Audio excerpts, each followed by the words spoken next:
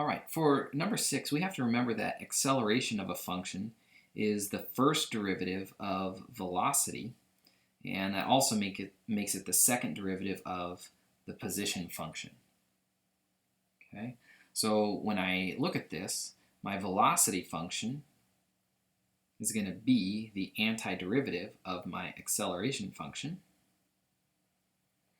and then my position function is going to be the antiderivative of the velocity function. So what we know is that the acceleration is negative 32. So if we want to find the velocity, so all we have to do is find the antiderivative of negative 32 dt. And that's going to give me negative 32t plus a constant. Okay, well, when we look at this, the initial velocity is 96 feet per second. And what that's telling me here is v of times 0 equals 96. So we're going to set that equal to negative 32 with a time of 0 plus c. And so we can see here that c equals 96. So our velocity function for this problem is negative 32t plus 96. Next, we want to go ahead and find our position function.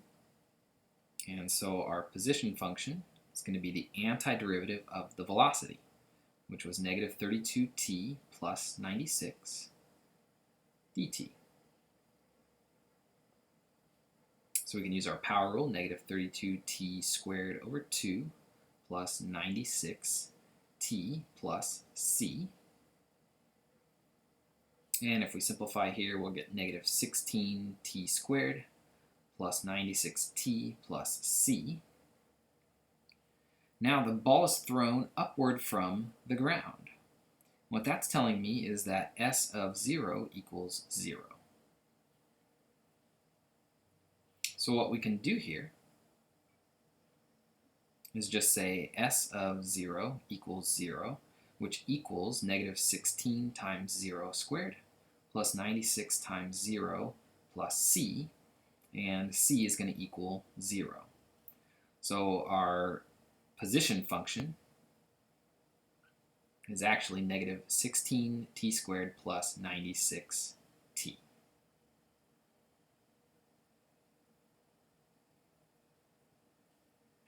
Now the question is, how high will the ball go?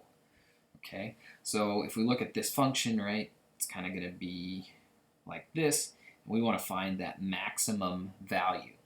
So we do have to remember that this critical number happens when the first derivative equals 0.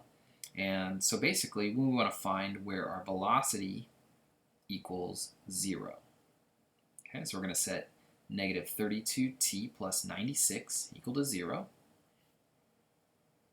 We'll subtract 96 from both sides.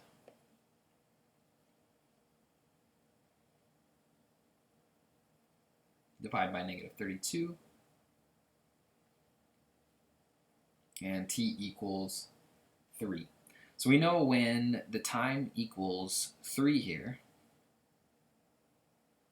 we're going to get our maximum position. So now what we want to do is find s of 3.